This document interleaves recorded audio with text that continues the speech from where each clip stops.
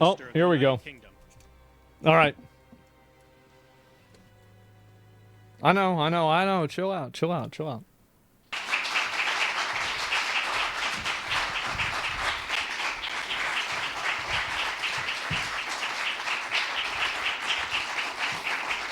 Thank you very much. Thank you very much. Great honor. Great honor. Today it's my privilege to welcome the Prime Minister of a very special place, the United Kingdom, to the White House. Prime Minister Starmer, you've been terrific in our discussions. You're a very tough negotiator, however. I'm not sure I like that, but that's okay. Very, very special person.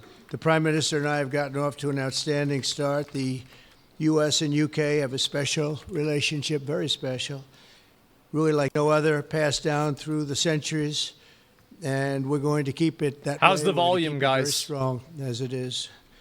Very importantly, I hear it's a little bit low. By letter from King Charles that I'm going to take it up by 20%. Through the Prime Minister, a historic second state visit to the United Kingdom. And that's a great honor because it's never happened before. One person has never been extended that honor, and I really do call it an honor, but it's not for me, it's for our country. It's respect for our country. So I just want to thank you, and I want to thank King Charles. Thank you very much, and we accept. I don't know if the media is going to follow us. I have a feeling they might. Okay, thank you very much. Appreciate it. Damn, so I'm pleased to say that the bust of one of the Prime Minister's greatest predecessors, Winston Churchill, is now back in the rightful place in the Oval Office, and we're very proud of it. Our meeting today and the various breakout sessions we had were tremendously productive. Yep. Most importantly, I provided the Prime Minister with an update on our efforts to end the bloody and horrible war in Ukraine with Russia, which would never have happened if I were president. That was not going to happen. We have to make this bingo. After 3 years of hellacious conflict, we need to make this bingo. 1 million Ukrainians and Russians have been senselessly killed, but the number, I believe, is much higher than that. Mm-hmm. Countless schools, hospitals, towns, and beautiful ancient churches have been absolutely obliterated. To begin the process of ending this spiral of death, I had historic back-to-back calls with President Putin, very successful calls, I might add, and President Zelensky, and my team also spoke with the Secretary General of NATO on numerous occasions, and we're working very hard to get that war brought to an end. I think we've made a lot of progress. I think it's moving along pretty rapidly. That's good. And I want to thank all of the people that are here that have been working on it. And we'll let you know what happens. It'll either be fairly soon or it won't be at all. In addition, this week I met with President Macron of France, as you know, and held talks with members of the G7. Tomorrow, the progress toward peace will continue when President Zelensky visits the White House. Tomorrow? Tomorrow, in the early part of the day. Tomorrow? We'll be signing a historic agreement that will make the United States a major partner in developing Ukraine's minerals and rare earths and oil and gases, and we have a great understanding. I think it's going to be great for Ukraine. We're going to be at the site, and we'll be digging. We'll be digging. Dig we must. A big utility in New York, Con Edison, they used to have a sign, dig we must, and we will be digging. But much of the European aid to Ukraine has been sent in the form of loans for which they expect to be paid back, and we didn't have that honor under the Biden administration. He sent money, just sent it, money after money after money. What an idiot, bro. This Biden guy sounds like a real dumbass. Any knowledge of ever seeing it back, maybe $300 to $350 billion, but under the breakthrough agreement, very unusual, which everyone said was difficult to get, but it's really very good for Ukraine and very good for us. The American taxpayers will now effectively be reimbursed for the money and hundreds of billions of dollars poured into helping Ukraine defend itself, which by and of itself is a very worthy thing to do. We've paid far more than any other country, and with most of our support, it's been paid in military, the finest weapons anywhere in the world. This includes vast amounts of military hardware, ammunition, and various other things that we now have to start rebuilding our own stockpiles. To be fair, any other country might be accurate. More than the EU is not. Will provide the basis for a more sustainable future relationship between the United States and Ukraine, and thus stimulate the long-term prosperity that will help the Ukrainians rebuild their country. It's been demolished. And the ruined infrastructure. The infrastructure, as you know, is in very bad shape. In just over 1 month, our administration has already achieved more progress toward peace than is EU not a years country? in the other No, it's not. administration where they did nothing toward peace. I don't think it. I wouldn't say understand it's a what was happening. Our approach is basically common sense. As I said, so many of the things that we do are based on common sense. If you want peace, you have to talk, both sides. As I discussed with Prime Minister Starmer, the next step we're making is toward a very achievable ceasefire. We hope that that can happen quickly, because thousands of young people, in this case, we're not talking about Americans, we're talking about Ukrainians and Russians are being killed every week, thousands. And it's a rough battlefield. It's a flat piece of land, and the bullet only stops when it hits somebody. And this week, I saw the reports, and it's I don't even want to say what they are, but thousands of people, young, vibrant people died. That's bad. And we want to stop that. Senseless. Should have never happened. This will lay the groundwork for a long-term peace agreement that will return stability to Eastern Europe, and hopefully ensure that such a terrible war will never happen on European soil, or for that matter, anywhere again. It's a horrible thing that's going on. The disaster in Ukraine shows exactly why it's so important for the United Kingdom and other NATO partners to make large investments in their defense capabilities. In many cases, 4% or 5% of GDP would be appropriate. I know that they're raising it. I just read an article, a great article, about the work you're doing in the UK as to the military. You're raising it quite a bit, which is a great thing to do for your country. It's a great thing to do. It's sad that we need that, but probably need that. So congratulations on that. I know you got it through. After years of chronic underfunding, there's an urgent need to catch up for some countries. And I want to thank the Prime Minister once again for traveling here today. Working together, I believe that we'll once again demonstrate the power of our country's unique friendship. This is indeed a unique friendship. It's been many years, and I think it's only gotten stronger, and we will make sure that it stays that way. We're going to have a great trade agreement one way or the other. We're going to end up with a very good trade agreement for both countries, and we're working on that as we speak. I think we'll have the confines. I think we'll have something maybe even in terms of possibilities agreed to very shortly. JD's working on it, Vice President, and Scott, and I'm just looking, this all from Mike. You're going to work on it. Everyone's going to work on it. We'll see if we can do something pretty quickly, but we're going to make some great trade agreements with the UK and with the Prime Minister, and it'll happen very quickly. So I just want to thank you again, and please thank King Charles for the invite, and we don't like this guy in the UK. Look forward to you giving our acceptance on behalf of the United States of America. Thank you very much, sir. I heard he sucks.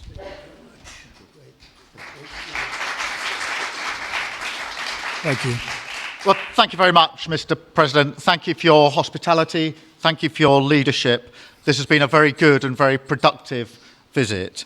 And with your family roots in Scotland and your close bond with His Majesty the King, it's good to know that the United Kingdom has a true friend in the Oval Office. And it was so good to see the bust of Winston Churchill back in its rightful place just a moment ago.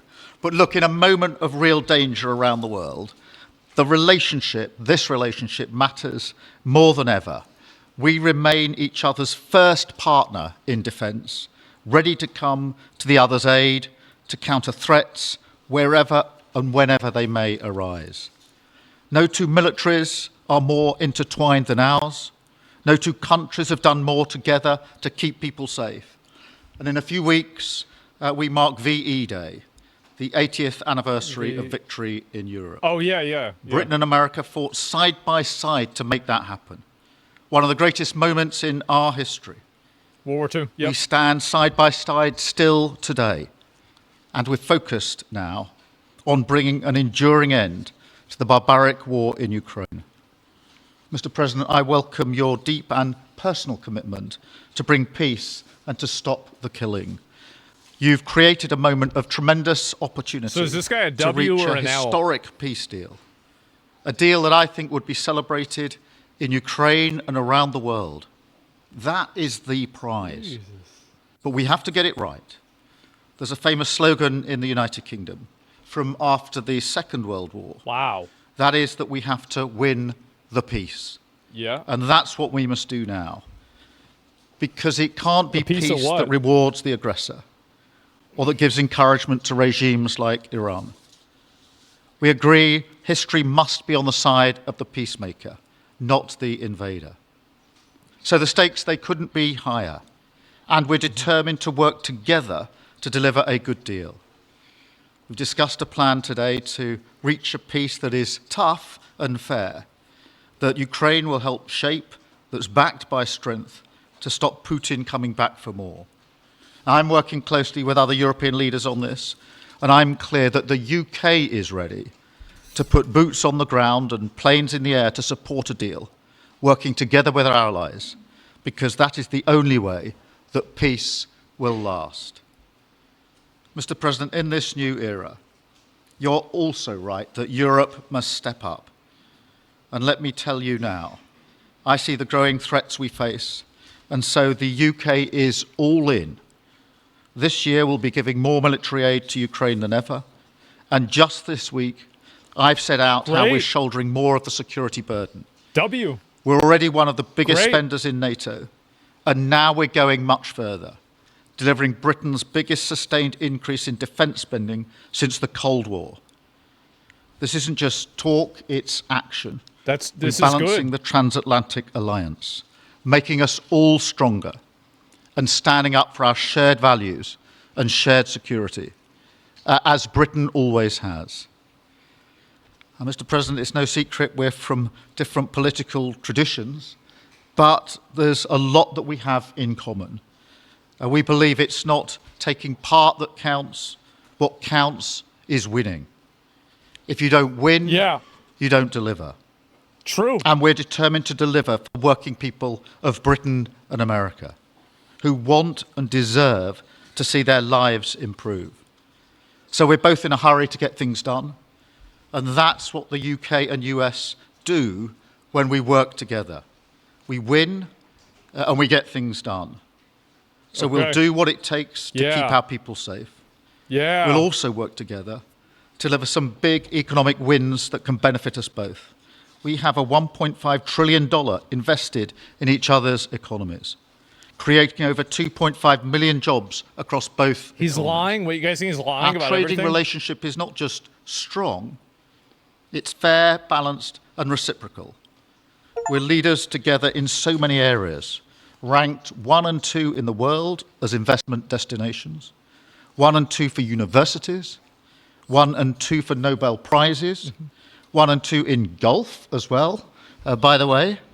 And we're the only 2 Western countries with trillion-dollar tech sectors, leaders in AI. Wow. And look, we take a similar approach on this issue. Instead of over-regulating these new technologies, we're seizing the opportunities that they offer. So we've decided today to go further, to begin work on a new economic deal with advanced technology at its core. Look, our 2 nations together shaped the great technological innovations of the last century. We have a chance now to do the same for the 21st century. Okay. I mean, artificial intelligence could cure cancer. That could be a moonshot for our age. And that's how we'll keep delivering for our people. What does that mean in American terms? There are so many opportunities. Does that mean it's keep good? our nation strong and fulfill the promise of greatness what the fuck is that? that has always defined this relationship.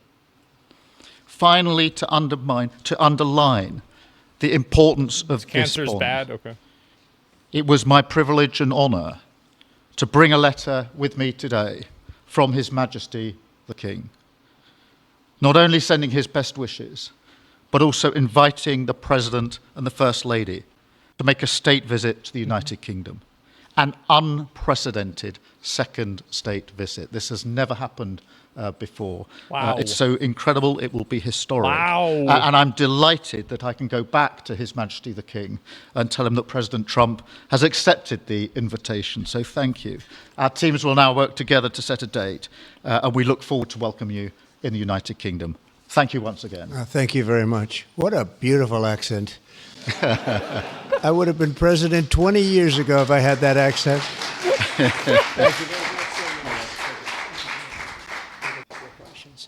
Okay, let's see here. Oh, God. Go ahead, please.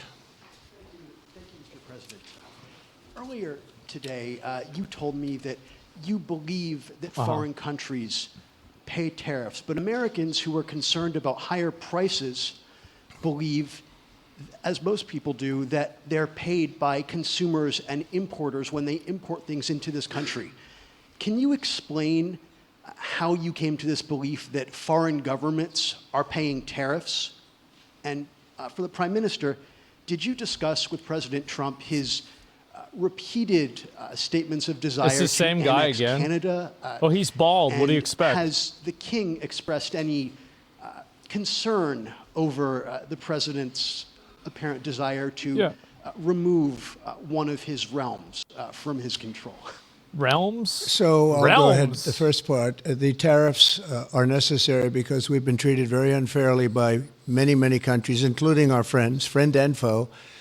But we've been treated very unfairly in trade at levels that nobody's really ever seen before, and especially under the Biden administration, they really took advantage of the United States. I put massive tariffs on China during my 4 years. We had the best economy in the history of our country. Probably the best economy, maybe the best economy in the history of the world. And I used tariffs to even things up. And in particular with China, we took in hundreds of billions of dollars and we had no inflation. And it's a myth. It's a myth that's put out there by foreign countries that really don't like paying tariffs, and especially to even up. So we've been treated badly by a lot. We're using tariffs.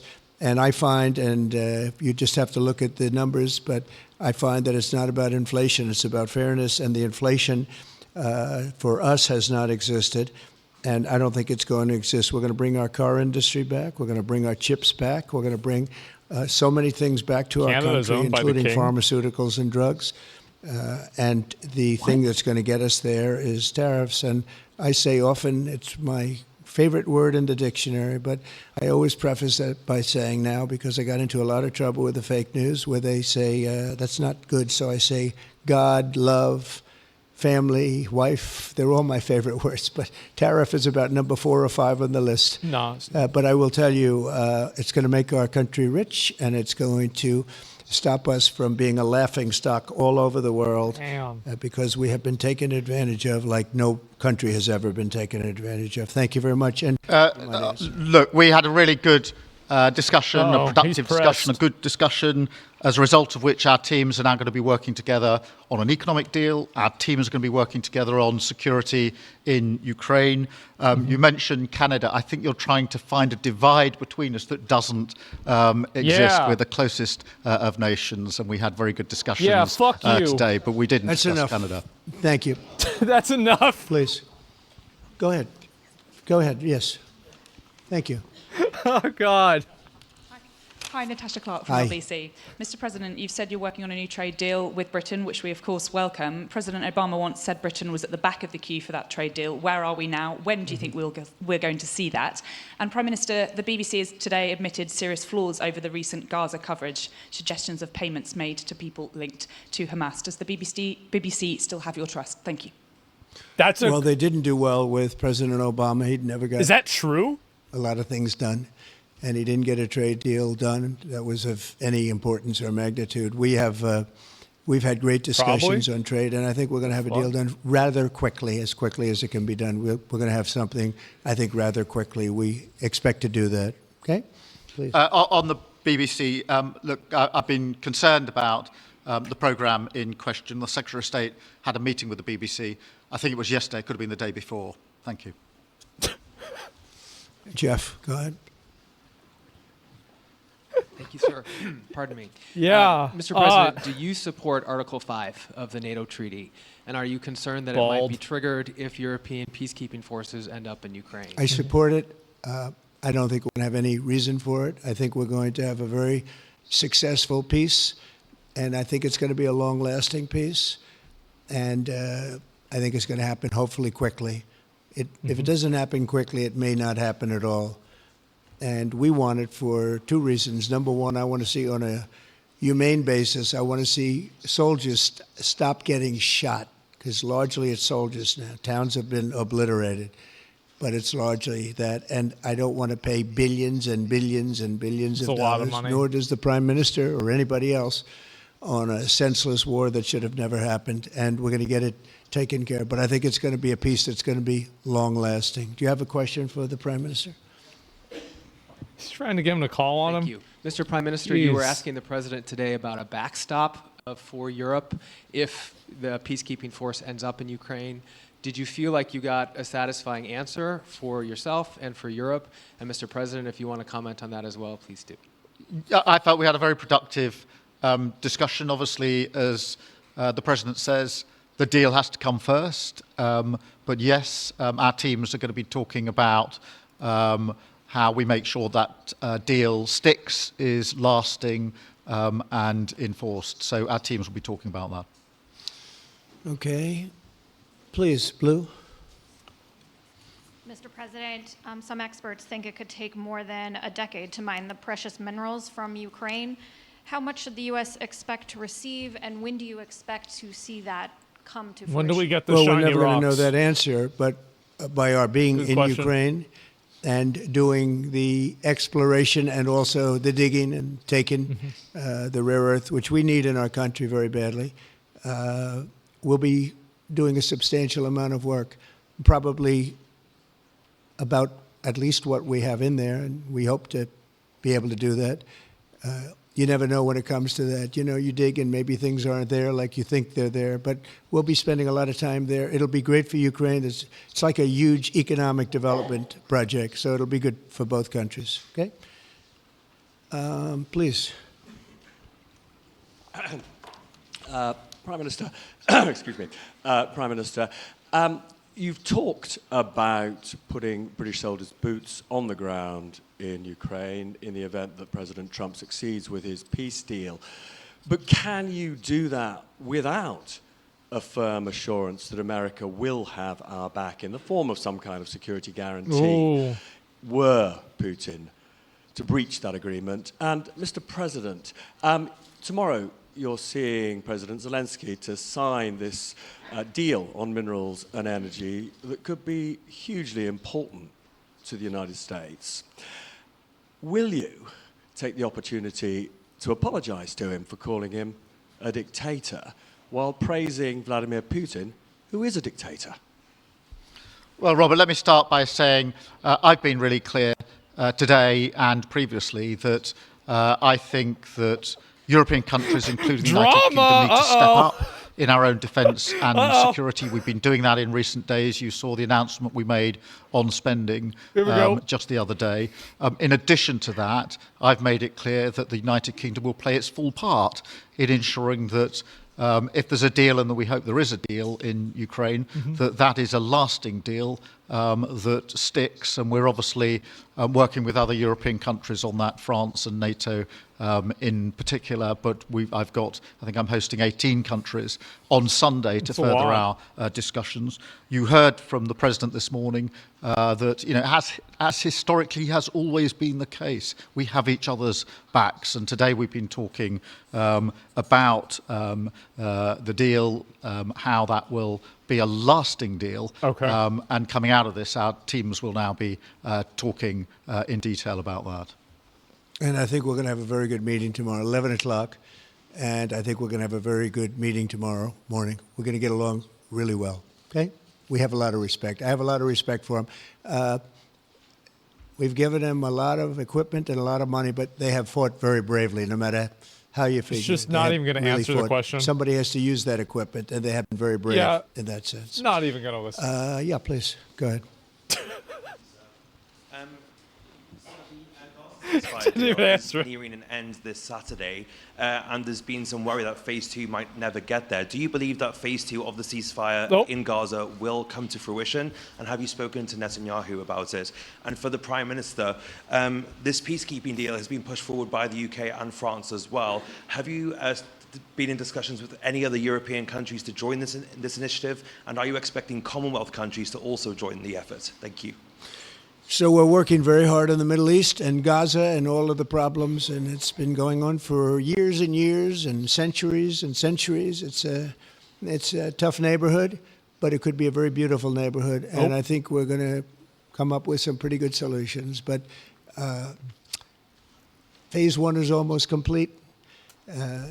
We've had some people that have been very seriously injured, very seriously hurt, both physically and mentally. They've come out of there very, very, in some of them in very, very bad shape.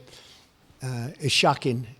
Many young people aren't in bad shape. Young people are strong, healthy. They don't die. People have come out dead, young people and old people. It's a rough situation, but I think we're going to make it much better. And I think that we've had a huge impact on that since we've been in just the 4 weeks. I think we've had a huge impact on Gaza, the Middle East, and we have some pretty good talks going on concerning lots of other people that are going to make it better. So we'll see what happens. Nobody really knows, but we'll see what happens. But I think we've had a very positive impact. Prime Minister? Yeah, on the question of the European countries, yes, I've spoken to a number of countries, particularly in the last few weeks. We had a meeting in Paris last week. I've got a meeting on Sunday with 18 countries to further our discussions. Obviously, we've been talking quite intensely to our French colleagues and to NATO, but to other countries as well, because, as I say, I think it's important for European countries, including the United Kingdom, to step up and do more in the defence and security of Europe and our continent and the United Kingdom, and we'll do so. Well, we're talking to a number of other countries. The French already surrendered? Wait, did they? Pink red, flaming red. Is it me or her? Go ahead. Okay, thank you, Mr. President. A question on Ukraine. Number one is, if you're not considering the security guarantees, are you open to other forms of, for example, intelligence cooperation with Ukraine? And Mr. Prime Minister, President Trump has proposed a plan for Gaza. Does this fit into the two-state solution that the UK I think he was calling on the one behind for her. a long time? Do you see it fit into your general Middle Eastern strategy? Thank you so much. Yeah, thank you very much. We're open to many things, but before I even think about that, that's almost pleasant to think about because that would mean that peace has been arrived at. We have to arrive at that peace. And, you know, you went 3.5 years with an administration that never even really had a meeting. They didn't have a meeting on peace. And there was no prospect of peace. I think, frankly, Russia wanted to go through the whole long deal. I don't think they do anymore. I don't think they do. We had a very big impact on that whole situation. We solved it. But I don't like talking about phase 2 until I get phase 1. Phase 1 is I have to make peace. And we have to get Russia to agree. We have to get Ukraine to agree. And I think we will. I think we've come a long way. I believe we're going to get it done. I wouldn't say that if I didn't think so. And I think it will be very important, very historic, and we're going to save a lot of lives. Naturally. On the question of Gaza, the last few weeks of the ceasefire have been very impactful. And for me, there are two images that I remember more than any other. The first is Emily Damari, who is British, being reunited with her mother. You may remember she had her fingers missing after what she endured. That's pretty fucking bad. That was an incredible moment. I'd spent a lot of time with her mother whilst she was held captive, and her mother went through absolute torture. The other image was thousands of Palestinians marching through rubble, trying to return to their communities and their homes. So we have to do everything we can to ensure that the ceasefire continues, so that more hostages can be returned, so that aid can be brought in that's desperately needed. We need to allow Palestinians to return and to rebuild their lives, and we must all support them in doing that. And yes, I believe that the two-state solution is ultimately the only way for a lasting peace in the region. And think of that, she came home with her fingers and part of her hand blown off. That's terrible. Yeah. How bad does it get? And we had others that came home in much worse shape than that. Yeah. It's a terrible situation.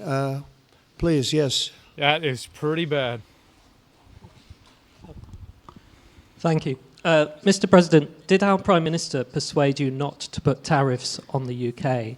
And if I may, Prime Minister, do you think that Vladimir Putin is a man who will keep his word? Thanks. He tried. He was working hard, I'll tell you that. He earned whatever the hell they pay him over there. But he tried. I think there's a very good chance that in the case of these two great friendly countries, I think we could very well end up with a real trade deal where the tariffs wouldn't be necessary. Oh, jeez. We'll see. But he earned whatever they pay him. He earned today. He was working hard at lunch, and I'm very receptive to it. I think we, in all fairness, in all seriousness, I think we have a very good chance at arriving at a very good deal. JD and Scott and Howard, all the people are working on it, and I think we have a good chance at arriving at a deal that could be terrific, really terrific for both countries. Okay? Thank you. On the second part of the question, I think my views on Putin are pretty well rehearsed and pretty well known. My concern is that if there's a deal, and I hope there is a deal, that it must be a lasting deal, that it's not a temporary measure. And that is why I think it's really important that Putin knows that this deal, a historic deal, which I very much hope comes about, is there, and it's a lasting deal, and that we're able to deal with any inclination he has to go again or go further. Okay. I think we'll have two deals. I think we'll have a deal on ending the war, and I think we're going to end up with a great trade deal with you. And it's an honor to be with you, and I want to thank everybody very much. Thank you very much. How nice. Thank you very much. Thank you. Wow. Wow.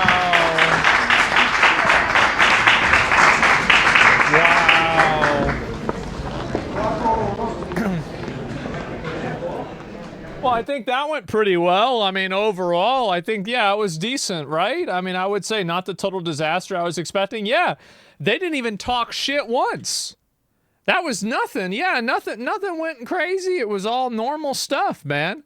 And wow, yeah, do you think Trump's foreign policies will actually increase world peace? I don't think that anybody knows. Like, I'm not sure. I mean, like, I think there's a lot of good arguments for both, right? I think it depends on what it is. So yeah, it's hard to say. But damn, there it is. Well, fuck.